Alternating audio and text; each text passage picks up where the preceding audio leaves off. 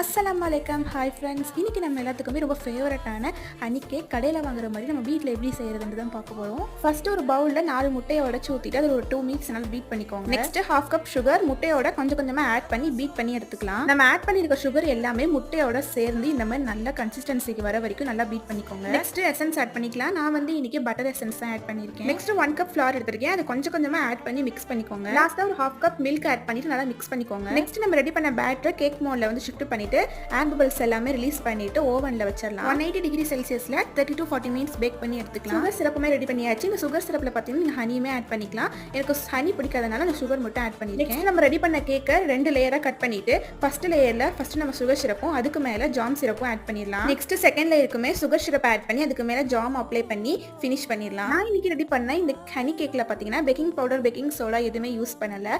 But ஆனால் cake பாருங்க எவ்வளவு ஸ்பான்ஜா வந்திருக்குன்னு. ஹனி கேக் சாப்பிட்றதுக்கு உண்மையாவே சூப்பரா இருந்தது.